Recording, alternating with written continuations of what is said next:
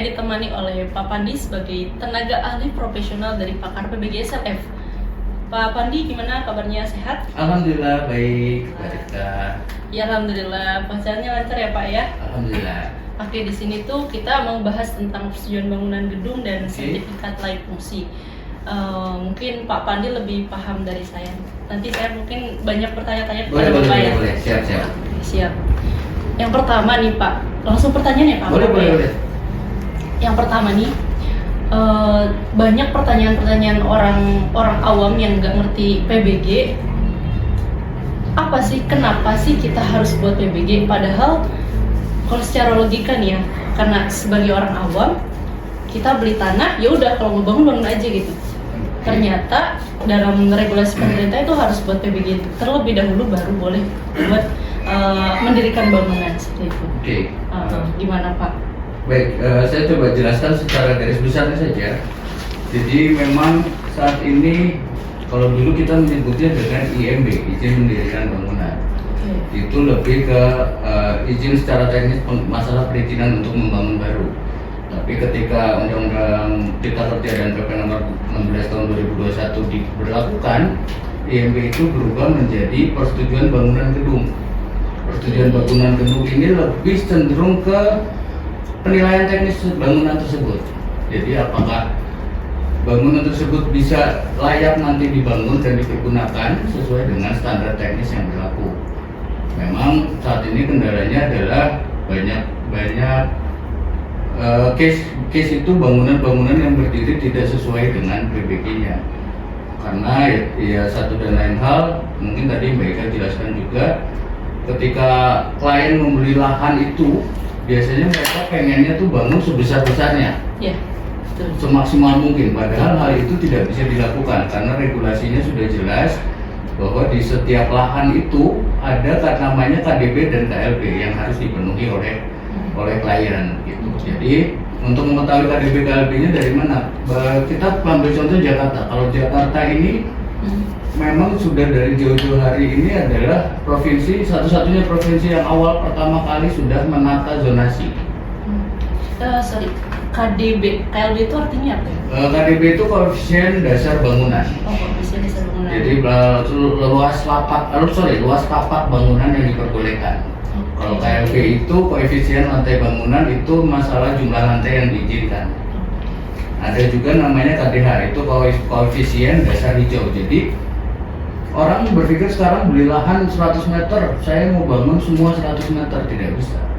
Karena regulasinya sudah jelas, harus ada KDB, ada KLB, dan ada KDH. KDH ini ruang terbuka hijau, harus kalau bahasa ininya taman lah, harus ada taman, jadi nggak bisa full dibuat bangunan semua.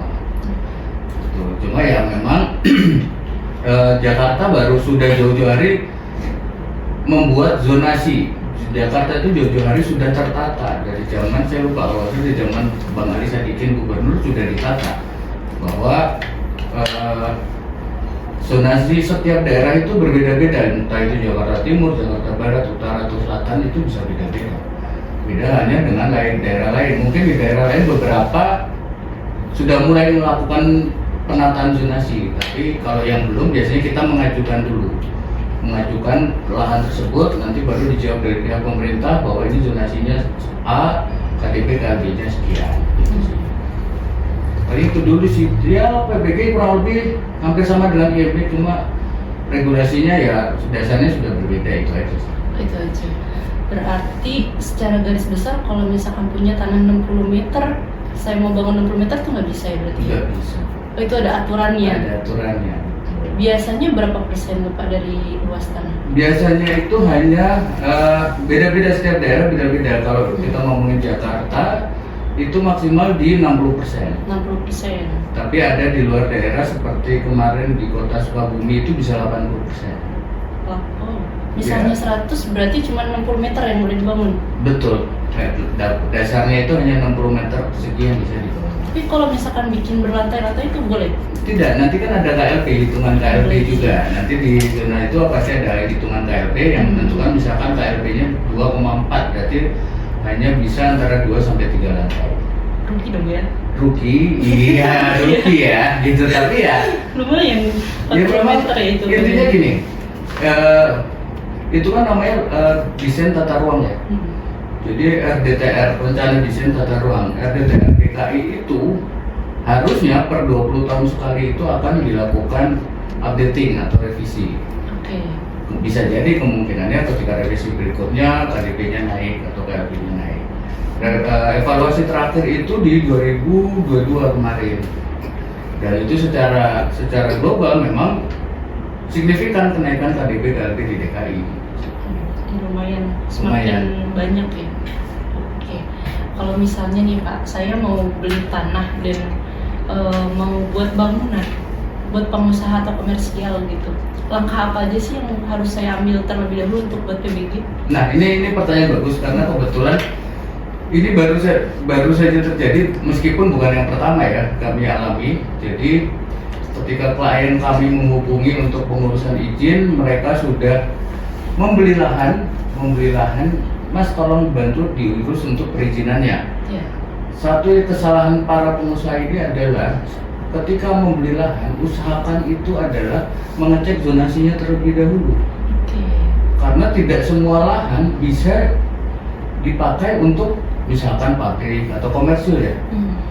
Contoh misalkan ya kayak kasus kita yang terakhir kemarin itu, mereka sudah beli lahan sampai 2 hektar untuk pembangunan pabrik limbah B3, tapi ternyata di zonasinya adalah pemukiman perdesaan, jadi itu tidak akan bisa digunakan.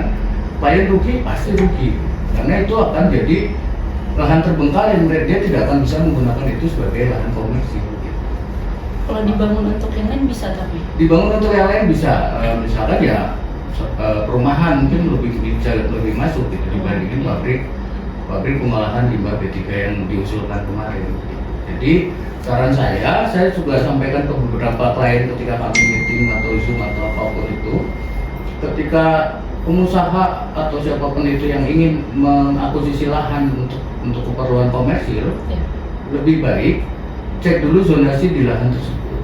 Apakah zonasinya mengizinkan untuk dibangun sesuai dengan yang diinginkan? Takutnya sudah dibeli mahal-mahal, ternyata zonasi tidak mengizinkan, pasti tidak akan keluar perizinan. Kalau cara cek zonasinya itu ke mana, Mas? Ada websitenya atau kita bisa ke dinas? Beberapa daerah seperti Bogor sudah punya sendiri, Kabupaten Bogor sudah punya sendiri, Jakarta ada Jakarta 1, Surabaya bisa di SSW. Tapi kalau memang daerah-daerah yang belum punya aplikasi untuk itu biasanya kita bersurat ke PUPR atau tata ruang di daerah tersebut, minta informasi zonasi dari lahan yang kita inginkan. Nanti dari jawaban mereka itulah yang akan dibuat dasar. Oke, zonasinya mengizinkan, berarti kita boleh nih bangun pabrik di sini. Jadi ya ini sekali lagi saya tekankan, yang mau siapapun pengusaha yang mau mengakuisisi lahan, better kalian cek dulu zonasinya itu bisa atau tidak untuk dibangun pabrik gitu. Oke, siap. Berarti intinya cek zonasi terlebih dahulu. Betul, ya. Kalau sudah boleh kita buat bangunan gitu. Baru buat PBG gitu. Betul, baru dibutuhkan untuk PBG-nya. Kalau misalnya itu saya pernah dengar kata SIMBG ya Mas. SIMBG itu sekarang itu pengurusan semua PBG Select itu di situ semua ya. Betul. Secara muaranya nasional itu adalah SIMBG, Sistem Informatika Manajemen, Sistem Informasi Manajemen Bangunan Gedung. Tapi ada beberapa daerah yang masih menggunakan sistem tersendiri. Seperti Surabaya, mereka masih punya sistem tersendiri, namanya Surabaya Single Window. Nah, untuk Jakarta sebetulnya kemarin ini masih pakai menggunakan JKPO, tapi per tahun 2024 kemarin akhir JKPO pun resmi ditutup, jadi semua perizinan DKI pun harus melalui SIMBG. Nah, SIMBG sendiri muaranya memang di pusat, tapi ada kebijakan daerah yang tetap berbeda-beda sesuai daerahnya. Jadi even muaranya SIMBG itu ada di Kementerian PUPR, tapi daerah itu selalu punya kebijakan tersendiri untuk mengoperasionalkan SIMBG ini. Jadi tergantung pemerintahan daerah sendiri gitu. Iya betul, tergantung pemerintahannya sendiri karena beda-beda. Treatmentnya beda-beda sih intinya. Nggak semua, mungkin Jakarta dengan Jawa Timur berbeda, Jawa Timur dengan Jawa Barat berbeda. Jadi mereka punya treatment sendiri mengenai aplikasi implementasi SIMBG di daerah. Siap. Pernah nggak nih Mas? Pernah buat misalkan ngurus klien, ternyata klien tersebut bangunannya sudah kesegel duluan. Pernah ada pengalaman seperti itu nggak? Banyak gitu ya, banyak. Kita pernah banyak bantu klien yang pertama segelnya karena tidak memiliki PBG. Jadi segel sendiri kan banyak ya. Ini kan kita lebih global gitu. Maksudnya segelnya masalah apa nih? Masalah pelanggaran bangunan kah? Atau masalah tidak punya izin kah gitu. Tapi kita pernah ngalamin semua gitu. Masalah ya yang paling banyak itu memang saat ini adalah itu tadi ketidaksesuaian antara perizinan dengan bangunan existing. Biasanya memang dari pihak pemerintah itu pasti akan mengeluarkan SP1 sampai SP3 gitu ya. Itu range jarak waktunya itu 3 sampai 4 hari dari satu SP ke SP lain. Sampai SP3 itu belum ada jawaban dari klien, mereka akan mengeluarkan SPB. Yang SPB itu surat perintah bongkar. Nah, inilah yang harus kita bantu klien supaya tidak sampai di SPB. Kalau sudah sampai di surat perintah bongkar itu ya mau nggak mau bangunan harus dibongkar gitu ya. Tapi kalau misalkan klien mau menyesuaikan ketika di SP1 atau SP2 klien sudah menyesuaikan, itu pasti tidak akan sampai di surat perintah bongkar gitu. Secara otomatis akan close ketika bangunan sudah kita sesuaikan gitu. Jadi dari SP1 sampai SP3. Berarti kalau misalnya lagi proses PBG nih, udah kena SP1 terus buru-buru bikin PBG. Iya betul. Jadi gini, pasti akan ada sanksi tetap ketika bangunan itu dibangun mendahului izin. Itu kita nggak bisa tutup mata itu bahwa denda itu pasti tetap akan ada gitu, karena sudah pasti salah ya pas menyalahi aturan ketika klien membangun terlebih dahulu padahal PBG-nya belum diurus. Iya. Tapi ketika misalkan nih case-nya dia membangun terus baru ngurus PBG, kita bisa membantu untuk membuat komitmen dengan pemerintah bahwa ini bangunan ini sedang dalam proses pengurusan PBG. Tapi ya itu tadi, harusnya idealnya itu adalah pengusaha itu adalah mengurus PBG dulu baru membangun. Oke, kalau sudah terlanjur membangun karena nggak tahu regulasi ada PBG itu gimana Mas? Ya itu tadi, paling kita harus bikin komitmen dengan pemerintah setempat gitu. Pemerintah setempat biasanya dari PT Pakar itu dalam tanda kutip melobi ya pemerintah setempat bahwa ini sedang dalam proses nih. Ini sudah mau proses PBG. Nah, mereka itu biasanya ada kebijakan. Jadi gini, pemerintah itu akan lebih strict, akan lebih support itu ketika kliennya susah diajak kooperatif. Jadi ketika bangun di SP nggak dihiraukan, SP1 nggak dihiraukan, 2 nggak dihiraukan, 3 nggak dihiraukan, mereka pasti akan lebih. Tapi ketika SP1, misalkan SP1 sudah terbit padahal kita bantu untuk proses pengurusan PBG-nya, ya pasti nanti akan close sendiri SP-nya gitu, tidak sampai di surat perintah pembongkaran itu.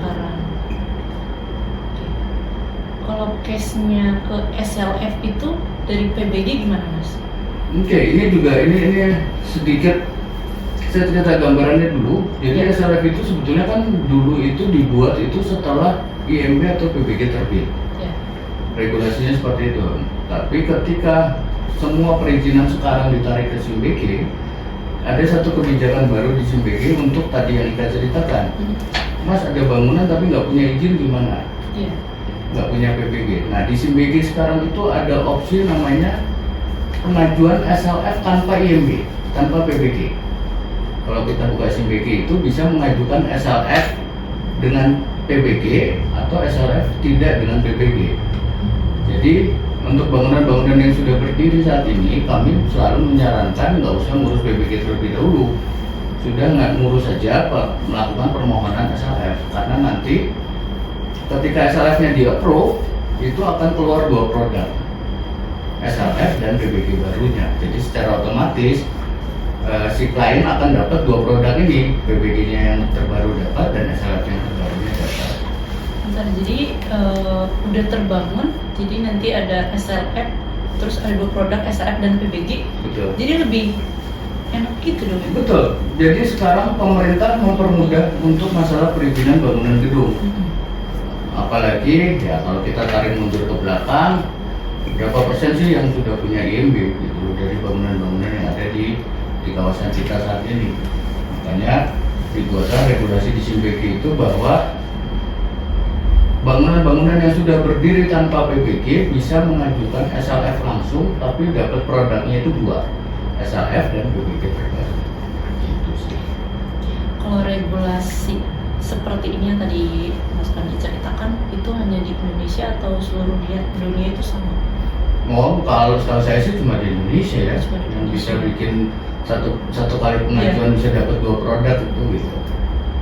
Mungkin ya pasti nanti karena gini, bangunan sudah berdiri tidak punya izin, logikanya dia belum bayar pajak ke negara, betul kan? Iya. Nah, ketika SLF diajukan, dia akan keluar dapat SLF dan dapat PPG. Tapi di PPG-nya ini pasti nanti akan ada keluar namanya retribusi, karena bangunan tersebut belum pernah bayar pajak. Tercatatnya belum pernah bayar pajak karena tidak punya IMB. Makanya nanti pasti akan keluar retribusi. Tapi secara overall, si klien pasti akan merasa lebih safety karena bangunannya sudah punya PPG, sudah resmi, sudah bayar pajak, dan sudah punya sertifikat layak fungsi. Oke. Pernah nggak Mas Pandi punya case cerita pengalaman terburuk ngurus PBG SLF ini? Pengalaman terburuk ya? Ya, mungkin sampai susah keluarnya Oh gini guys, saya pernah punya klien itu, saya nggak menyebut, tapi dia plat merah. Ya. Saya punya klien itu plat merah. Kalau plat merah itu deadline-nya harus support.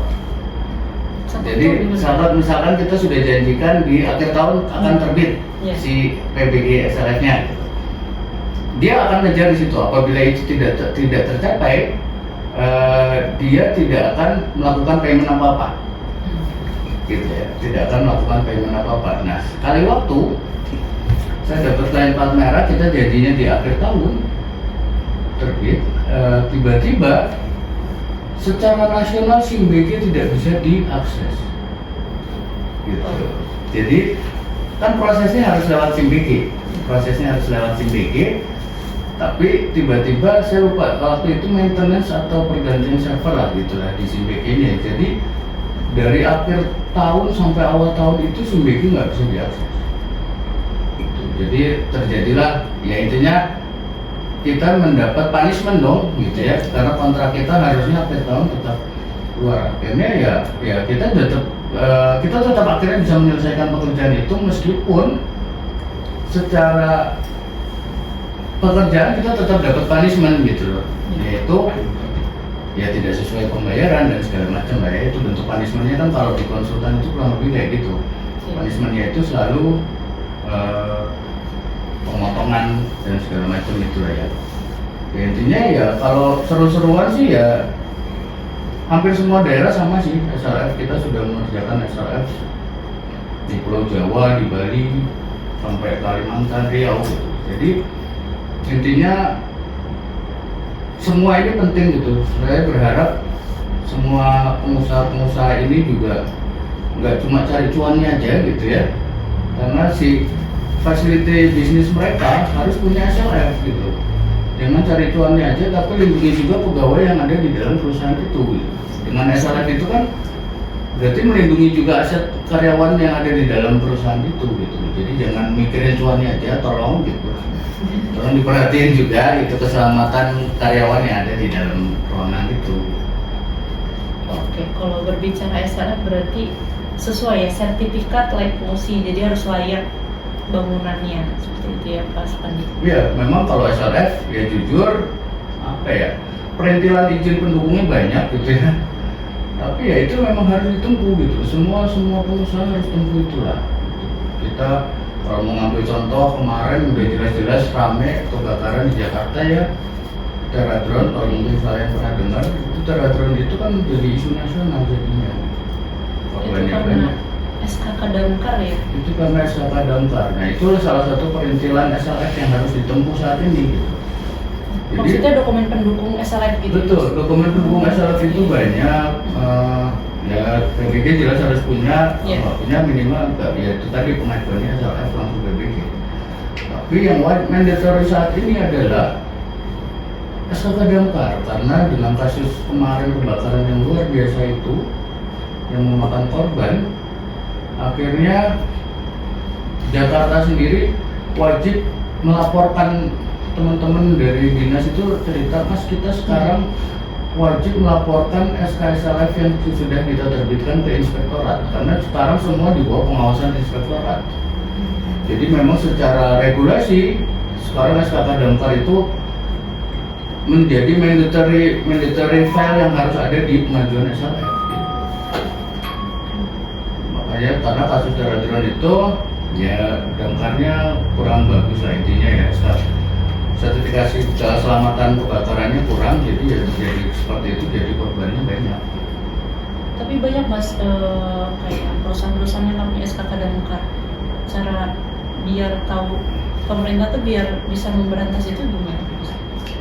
Kalau dicek nggak mungkin sih dicek satu-satu ya. Jadi pemerintah saat ini adalah itu tadi saya sampaikan bahwa yang nggak bisa di skip sekarang di pengajuan SLF salah satunya adalah SKK Damkar. Jadi ketika klien siapapun pengusaha mengajukan SLF dan tidak punya SKK Damkar, secara otomatis proses SLF-nya pun akan berhenti. Jadi tidak akan diteruskan. Tapi kalau bikin izin SKK Damkar tanpa SLF bisa aja? Bisa aja. Jadi kalau SKK Damkar memang harusnya itu sudah diurus ketika bangunan berdiri.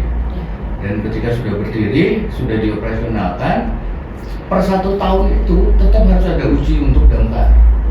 Ini realnya ya. Realnya harusnya nih kewajiban perusahaan itu seperti itu. Jadi ada namanya uji riksa. Uji riksa itu per tahun itu tetap harus dilakukan untuk mengetahui fasilitas damkarnya seperti hidran, apar dan segala macam itu masih berfungsi atau tidak. Nah kadang pengusaha lalai masalah ini gitu loh. Ada beberapa pengusaha lalai tiba-tiba ketika datang ke kita, Mas, kita mau ngajuin SKK Damkar dari tahun sekian tapi sudah mati gitu. Ya mau nggak mau kita harus ngulang dari nol lagi gitu. Karena kan harus diuji lagi satu persatu. Gitu. SKK Damkar itu berlakunya berapa lama, Mas? SKK Damkar itu jadi gini, jadi ada 2 produk. Suka ketukar-tukar orang, ada namanya SKK, sertifikat keselamatan kebakaran, dan ada RKK. Jadi kalau ketika bangunan berdiri dan SLF pertama itu SKK. SKK, sertifikat. Jadi dites semua nih sama teman-teman damkar, hidrannya nyala nggak, sprinklernya nyala nggak, alarmnya nyala nggak gitu. Nah ketika perpanjangan SLF nanti di 5 tahun, SLF itu kan berlakunya hanya 5 tahun. Ketika perpanjangan SLF di tahun kedua itu baru nanti dirubah dari SKK menjadi RKK, rekomendasi kebakarannya gitu. Nah range dari tahun pertama sampai tahun kelima ini idealnya perusahaan itu adalah melakukan uji riksa damkar setiap tahun. Itu dilaporin? Itu harus dilaporkan. Nah kadang ada aja lah ya yang nakal, karena kan pasti pakai kos lah ini gitu. Pasti pakai kos karena harus mendatangkan teman-teman damkar untuk melakukan uji dan segala macam. Gitu. Terakhir deh, momen terlucu Pak Pandi waktu ngerjain PBG, SLF atau SKK Damkar ini tuh apa yang nggak terlupakan sampai sekarang? Yang nggak terlupakan tapi agak sedikit nangis sekali ya. Jadi ini balik lagi klien plat merah, tapi saya nggak mau nyebut apa. Dia sudah bangun terlebih dahulu bangunannya. Yang lucunya dalam jangka 1 bulan apa 2 bulan itu saya lupa, bangunan itu akan diresmikan oleh bosnya, oleh menteri lah ya gitu. Tapi bangunan ini tidak punya PBG gitu. Ketemu bla bla bla, ketemulah dengan saya, akhirnya dia tanya, Mas ini harus keluar 1 bulan karena bulan depan mau diresmikan Pak Menteri. Oh kenapa dia bilang? Ya karena kalau Pak Menteri sudah bilang kalau nggak lengkap perizinannya saya nggak mau resmiin. Oke, lihat kita kontrak nih. Beli beternak, tapi saya bisa menyelesaikan IMB PBG-nya itu hanya dalam 1 minggu. Dalam 1 minggu. Berapa bulan? Biasanya untuk bangunan berdiri agak lama ya, agak lumayan 2-3 bulan gitu. Tapi ini 1 minggu karena saya minta diskresi, minta kebijakan. karena ini plat merah dan mau diresmikan Pak Menteri. Anehnya ketika saya kasihkan SKPBG-nya ke orang ini, dia malah mengembalikan, Mas jangan dulu, karena ini kecopetan. Gimana saya bilang, ini ada yang salah nih saya bilang. Iya Mas, kalau cuma seminggu, kesannya kita nggak kerja jadinya, kok cepet banget. Nah, terus gimana? Kalian yang minta di bawah 1 bulan, ya minimal 3 minggu kan Mas. Nah, terus gimana? Ini sudah keluar produknya. Bisa nggak Mas ditahan dulu di PTSP supaya jangan dikeluarin dulu? Kan itu juga gitu. Jadi saya bilang, loh, kadang naluri kita konsultan itu selalu berpikir bahwa klien itu pasti pengen paling cepat. Ternyata kita kasih cepet banget, mereka malah nggak mau gitu loh. Makanya jadi, oke lah ini pengalaman gitu ya. Akhirnya saya kongkali dengan PTSP bahwa jadi di SK itu kita backdate, kita jangan tarik dulu, baru kita keluarin lagi nanti 2 minggu ke depan gitu. Jadi yang harusnya seminggu kerja jadi hampir sebulan juga karena bagi mereka ini terlalu cepat gitu. Jadi ya itu pengalaman kayak gitu aja sih gitu. Ini loh, ini mau dicepetin tapi mereka yang nggak mau gitu. Jadi shocking juga. Iya, jadi saya bilang, Mas kalau seminggu kita kesannya nggak kerja kata dia gitu. Saya ingat banget tuh dia alasannya gitu. Oke, siap. Cukup kali ya? Oke. Mungkin ada satu kata-kata atau yang ingin disampaikan buat rekan-rekan di luar sana. Saya balik lagi saya cuma sampaikan untuk para pengusaha tolonglah jangan cuan aja. Tetap saya terlepas seperti apa pengurusannya, tapi asal itu adalah mandatory dari sebuah building yang notabene akan menjadi legalitas juga di perusahaan tersebut, akan menjadi sisi keselamatan dari perusahaan tersebut. Jadi jangan cari cuannya doang, tolong dibantu juga untuk safety-nya dijaga untuk teman-teman pengusaha. Itu aja sih. Oke, terima kasih banyak Mas Pandi. Oke, buat kalian yang mau urus PBG, SLF, SKK Damkar dan masih banyak yang lainnya kita itu bisa banget. Kalian bisa langsung lihat di website kita www.pakarpbgslf.com. Terima kasih banyak Mas Pandi atas ilmunya. Ini banyak banget, daging banget. Mohon maaf jika ada kesalahan kata. Mungkin sekian dari saya. Selamat jumpa. Bye-bye.